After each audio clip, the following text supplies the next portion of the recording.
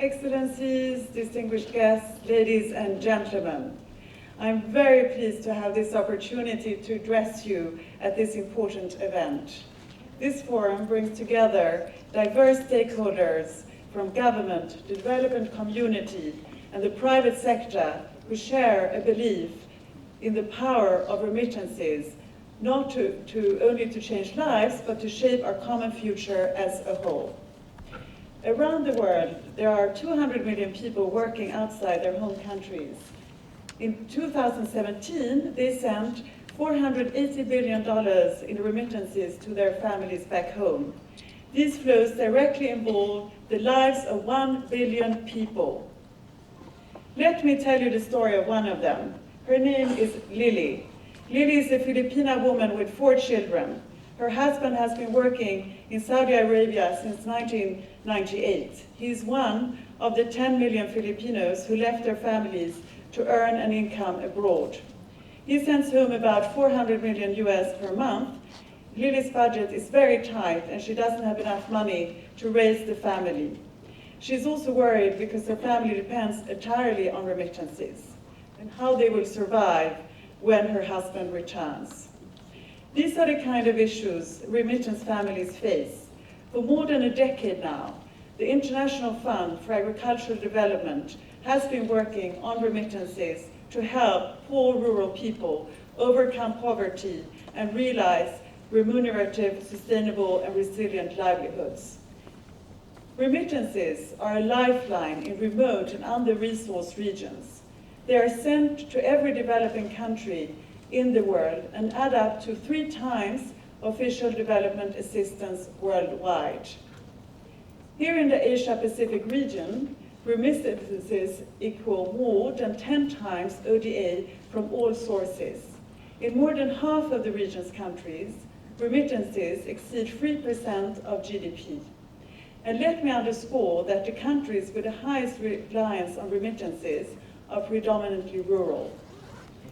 This is extremely significant when you consider that 3/4 of the world's poorest and hungry people live in rural areas. If we want to achieve a world in which extreme poverty and hunger are eliminated, which are the aims of Sustainable Development Goals 1 and 2, then we need to invest in rural areas. Remittances can supply some of that investment indeed. Remittances are already instrumental in helping millions of families reach their own personal goals of sustainability.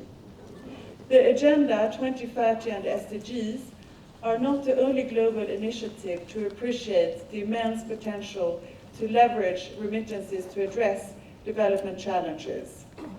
The Global Compact on Safe, Orderly and Regular Migration is expected to be adopted later this year. Objectives 19 and 20 of the Global Compact specifically address the positive contributions of migrants and diasporas to both their destination countries and their families and communities back home. In that regard, today we will be hearing directly from Lian, the UN Special Representative for International Migration, about the priorities of the Global Compact on Migration. In another significant move, the United Nations General Assembly is also devoting attention to the issue of remittances and development. The GA is currently scheduled to consider establishing 16th of June as International Day of Family Remittances, to promote recognition of the fundamental contribution by migrant workers not only to their families' needs, but to the sustainable development of their countries of origin. A further sign of the sense of collective ownership of this issue is this forum itself. We are very pleased to see the diversity of stakeholders at this meeting, and for the first time the forum is being convened by a member state through the Central Bank of Malaysia, Bank Negara. Equally important is the increasing involvement of the private sector as an active participant. Effective and efficient remittances markets can only develop if remittance regulators, the private sector, and civil society work in concert to achieve shared goals. Over the past decade, the focus on remittances has been mostly on the sending side, for gathering data on volumes and cost. At IFAD, we believe that it is now the time to give more attention to the receiving end. In particular, we need to look at how to increase the impact of these precious resources. With a broad global consensus on the power of remittances to drive development, it is high time that we move beyond recommendations and implement a scaled-up initiatives. And these need to become an integral part of our strategy to reach the SDGs by 2030. At IFAD, we're already mainstreaming and bringing to scale our most successful operations and business models. Some recent examples in the Asia-Pacific region include free remittances projects in the Philippines and Nepal. With an IFAD contribution of US 1.7 million, they have mobilized an additional US 20 million in savings and investments from remittances families themselves towards agricultural development and rural entrepreneurship.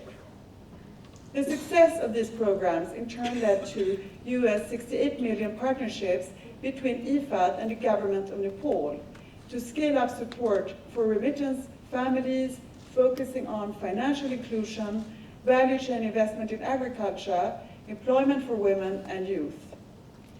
Ladies and gentlemen, remittances are often relatively small transfers, typically $200 to $300, but their cumulative impact is huge. Roughly 40% of remittances are destined for rural areas of developing countries where most of the world's poorest people live. As we're going to hear during this forum, digital technology in particular offers an enormous opportunity to improve the way that remittance markets work, especially for those in isolated communities. Innovative technology can also provide families with more options to leverage the impact of their hard-earned money. And we know that they're eager to do so. At IFAD, we have seen how rural people are ready to seize up an opportunity to improve their own lives and the health of their communities. In Toga, for example, members of one community raised $100,000 from their own funds from relatives living abroad to build a road from their village to the harbor, making it easier to transport goods to market and creating greater economic potential. To further capitalize on the development potential of remittances will require investment, an enabling environment, sound policies, and strong partnership.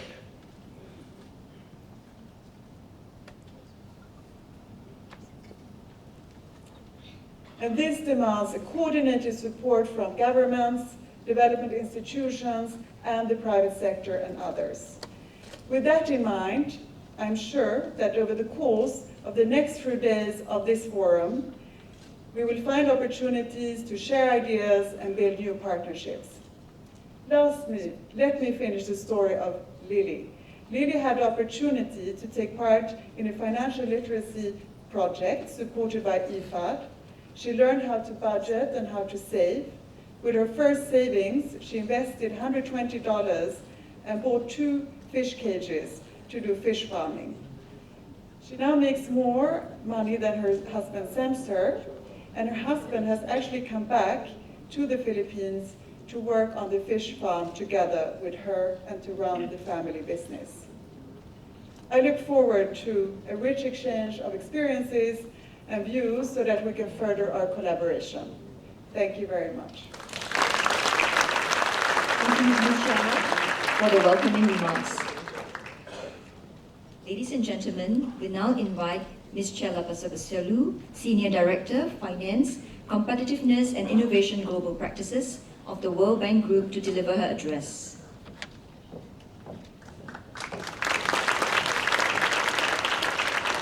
Thank you. Good morning, its Excellencies and distinguished ladies and gentlemen. It's a pleasure for me to be here today with all of you. I'm very honored to be here at the first country-led regional global forum on remittances, investment, and development. excited. We have come a long way since we first decided and realized the potential of remittances, which is huge, both in terms of empowerment, which was just mentioned very aptly by Charlotte Salford, Associate Vice President of IFAD, and also in terms of really giving people dignity in terms of receiving and sending remittances. So I would like to thank Bank Negara Malaysia for organizing this forum alongside with International Fund for Agricultural Development. On behalf of the World Bank Group, I would like to say that we are very pleased to be a co-host of this very important event. As I said, we have come a long way since we first realized the potential of remittances, both in terms of what it means to send money and to receive money, and to how to make sure that this is in low cost, efficient, but also done with dignity. And I underline the word dignity. We have been, at the World Bank Group, our mandate is to, it's a very inspiring mandate, it's to eliminate extreme poverty and increase shared prosperity. And when we work with communities, refugees and others, you can see how important it is for them to be empowered and to be treated in dignity. And I have seen with my own eyes how it makes a big difference when you don't have to line up to receive money, but you can use either a digital ID or digital way of receiving payments, be it through government cash transfers or be it from remittances through family members or others. So we have made significant progress since the General Principles for International Remittance Services was issued about 10 years ago. These principles have really contributed to the remittance, improving the remittance market, and the cost of sending remittances have declined quite substantially since then. Today, the average global cost of sending remittances is about 7.1%. According to our estimates, the cost reduction has saved migrants and their families about $90 billion US. That's a very important amount. It's a large impact, and this is thanks to many of you who are present here today. We at the World Bank Group are committed to supporting critical legal, regulatory, and financial infrastructure reforms to make sure that we can see even lower cost of transferring payments and globally while maintaining consumer protection. We are working on several projects around the world that focus on creating environments where remittance services can be offered in competitive, transparent, and efficient manner. It is essential that regulations continue to adapt to the new challenges posed by complex and diverse markets, and that the payment infrastructure is properly leveraged, and the technological advances are also used efficiently. So Kuala Lumpur is a perfect setting to host the first country-led global forum, because Malaysia's efforts, and I'm sure we'll hear some more about this today and during the rest of the conference, are very impressive in terms of the implementation of a series of reforms to transform its remittance market. I think Malaysia is a role model for many countries, including the amendments to the Money Services Business Act of 2011, as well as the most recent eKYC regulations that facilitate customer due diligence while also promoting innovation for remittance services.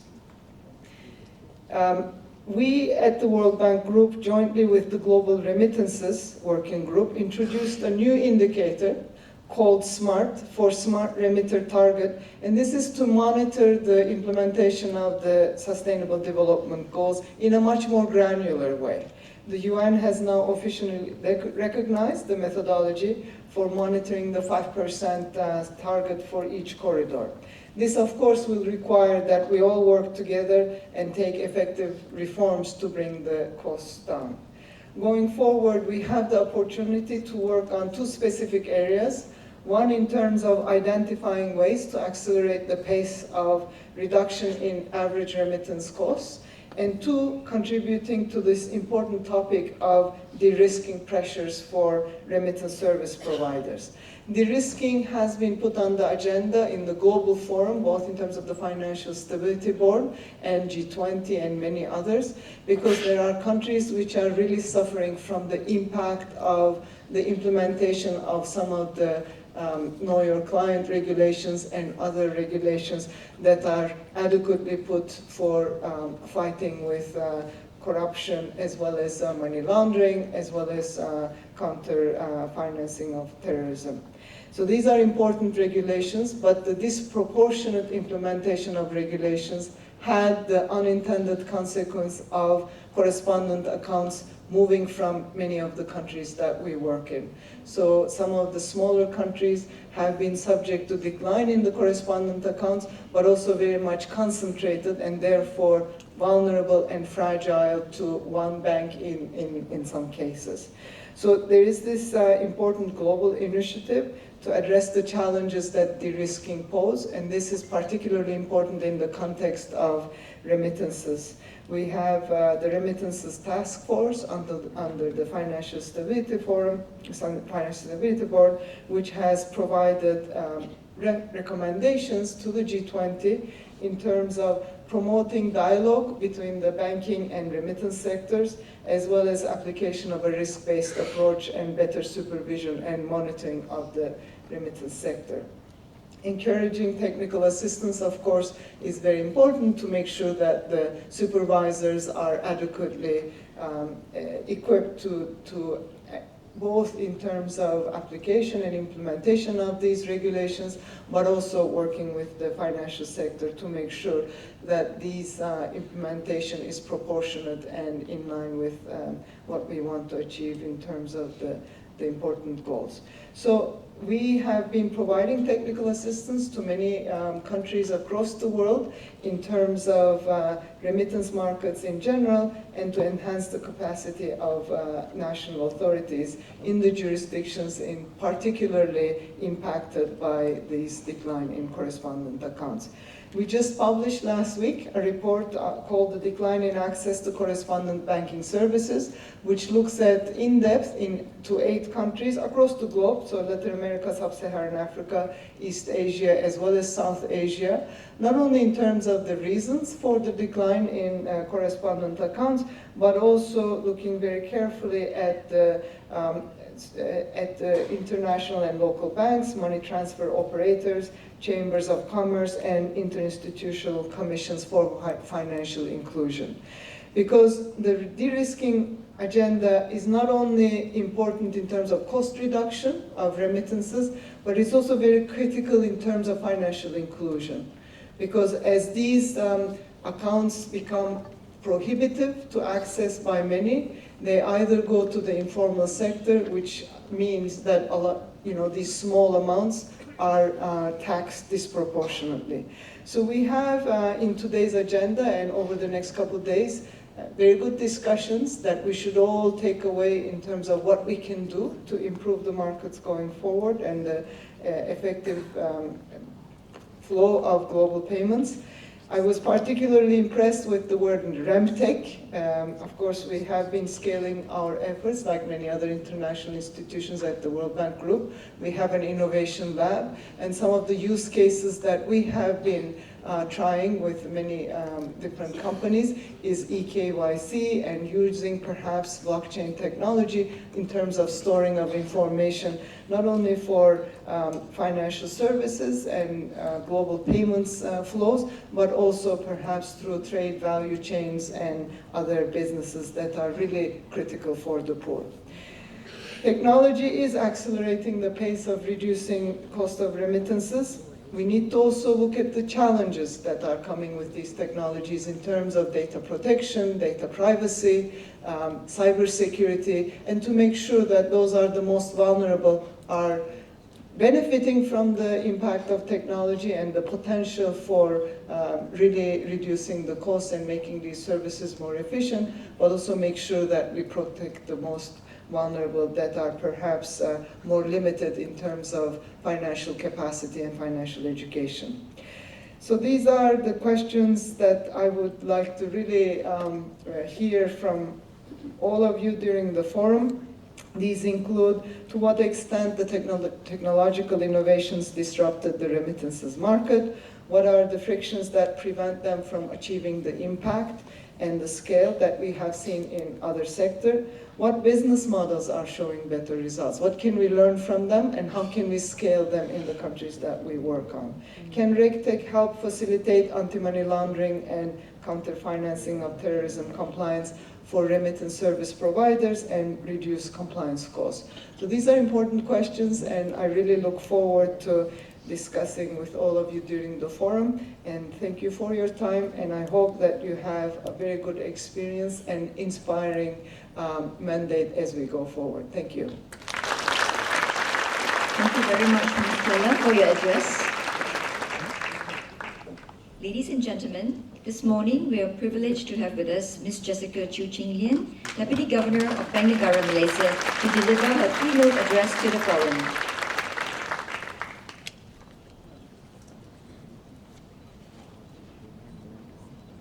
Ms. Charlotte Salford, Associate Vice President at IFAD, Ms. Ceyla Pazarbasioglu from the Finance, Competitiveness and Global Innovation Practice at the World Bank Group, distinguished guests, ladies and gentlemen. It is really my very great pleasure to welcome you to Kuala Lumpur and to the Global Forum on Remittances, Investment and Development 2018 Asia Pacific. We host many regional and global events here in this building. From time to time, we are reminded at these events that not all challenges are created equal. Some challenges inspire hope for the improvement of countless lives beyond our own borders and create not just opportunities, but really a need for us to come together across social, economic, and cultural boundaries to advance the development agenda. This forum is such an occasion, and Bank Negara Malaysia is honored to be able to partner with those that we work closely together to build a better future for economic migrants the world over. To provide some context for the discussions that will follow over the coming days, it seemed fitting to draw on the work of Nobel laureate Professor Amartya Sen nearly 2 decades ago. In his magnum opus, Development as Freedom, Sen described how a particular childhood incident shaped his views on the concept of development. It was during the days of religious conflicts in Dhaka, now the capital of Bangladesh. 10-year-old Sen was playing in his garden when a man named Kader Mir came through the gate bleeding profusely. He had been knifed by some communal thugs while working in the neighborhood. Kader Mir went on to unfold his tale of woe to Sen and his family as he was rushed to the hospital. Despite his wife's warnings to Kader Mir not to venture into a hostile area in such troubled times, he had no choice but to seek work there to bring food home to his impoverished family. With the passing of Kader Mir, Sen learned from a very early age that economic unfreedom, as he calls it, in the form of extreme poverty, can make one a helpless prey in the violation of other kinds of freedom, including freedom from want, freedom from fear, and freedom from discrimination. Sen argued that development requires the removal of major sources of unfreedom, one of them being poverty. In Kader Mir's case, the price he had to pay for his economic unfreedom was death. This is really why we're here, to do our part to help many like Kader Mir who remain shackled by their circumstances achieve economic freedom. This forum seeks to address not just the question of facilitating transfers more efficiently, but how to make such transfers go further and do more to meet today's most pressing global challenges, from access to healthcare and education, equal economic opportunity for all, and to the protection of our environment. Without addressing these challenges, economic freedom would remain an elusive dream for many. This forum will cover a broad range of issues, not all of which will have clear solutions, but we will most certainly learn more, understand better, and hopefully be able to determine what our next steps must be. With that in view, let me take this opportunity to offer some brief reflections on what those steps could be. First, we need to do more to reinvigorate financial services to drive the United Nations Sustainable Development Goals. Many countries in this region, including Malaysia, have made important progress in the adoption of the SDGs under the National Development Agenda. Certainly, Malaysia has had a long-standing commitment to the pursuit of sustainable and inclusive growth. Malaysia's national economic development policies adopted since more than 4 decades ago reflect many of the SDGs. Like many central banks in this region, financial inclusion is an important priority of Bank Negara Malaysia, one that is in fact legislated in the mandate of the central bank, which is actually not all that common in many countries. Because it is the statutory mandate of the central bank in Malaysia, it has enabled us to work on the financial inclusion agenda, to lead and drive that agenda with the support of our key domestic partners and stakeholders.